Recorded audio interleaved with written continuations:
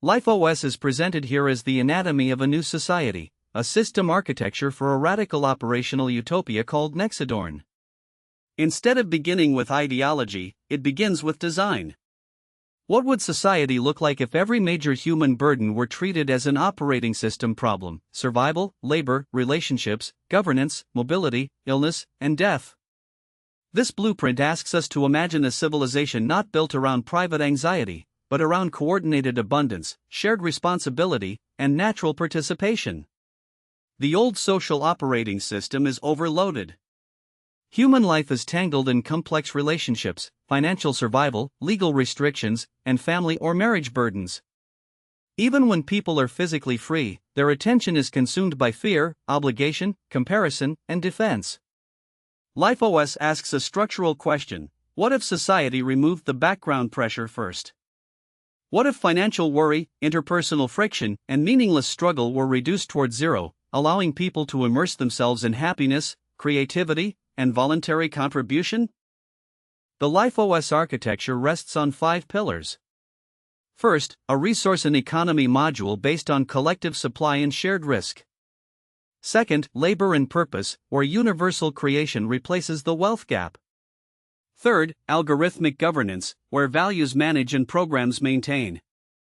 Fourth, a fluid social fabric, cultivating abundance instead of rigid hierarchy. Fifth, a life cycle protocol that handles nomadic stability, sickness, dignity, and death. Together, these pillars translate 18 axes of human existence into one functional sociological blueprint. Pillar 1 is the zero-friction economy, absolute shared risk and resource optimization.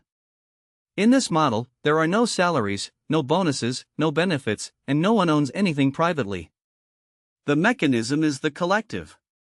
Education, healthcare, housing, and retirement become shared channels rather than private battles.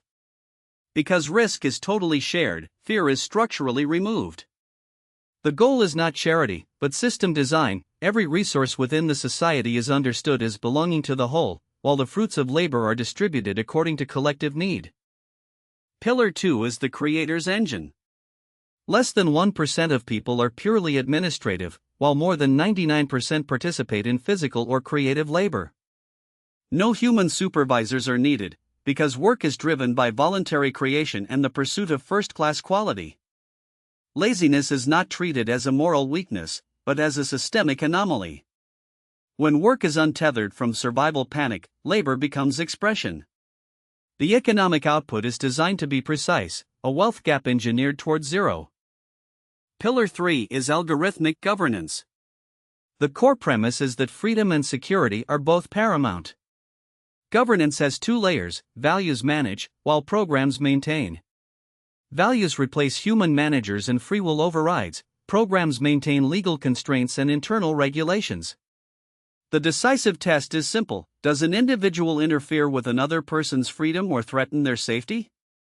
If not, the system output is harmony, tranquility, and pure communal happiness. If yes, the output is expulsion, because no prison, punishment, or revenge is needed. Pillar 4 is the fluid social fabric. Traditional society organizes life through hierarchies, chores, complicated relationships, and the maintenance of children or elders inside fixed family structures. LifeOS replaces this with a fluid network. The outcomes are total autonomy, interpersonal freedom, and cultural shift.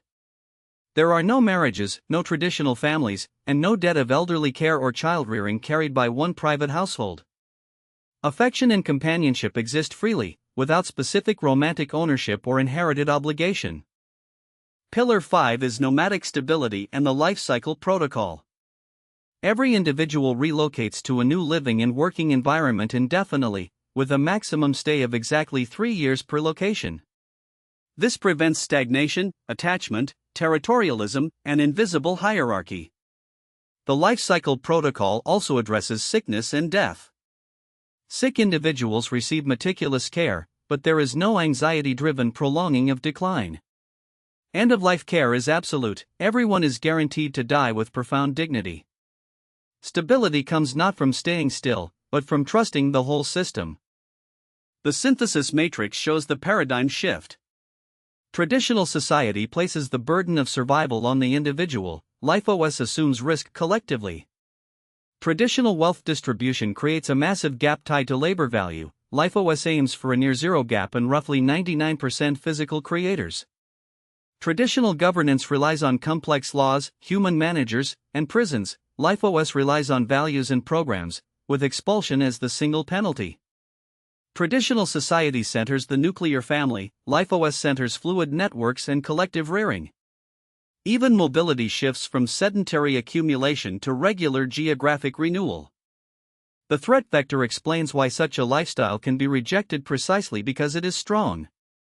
It can be realized globally, but it is actively guarded against, suppressed, and erased by the mainstream. Who finds this ideal life appalling? Those deeply entrenched in the pursuit of power, wealth, and social status. Those whose psychological drive is to live a life that evokes envy and jealousy in others.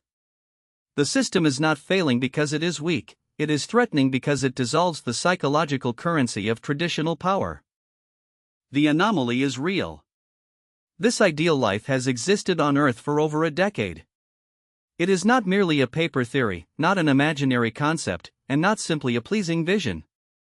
It has functioned operationally in practice on this planet. That matters because utopian thinking often fails at the point of implementation. LifeOS challenges that assumption by pointing to lived experience, a functioning communal pattern where shared risk, fluid relationships, collective labor, and non-ownership have already been tested in real human life. The final question is a system query: do you think there is a more ideal way of life? If the ultimate goals of human civilization are freedom, security, harmony, creation, and a working model that actually exists, then what is the logical justification for maintaining the current operating system?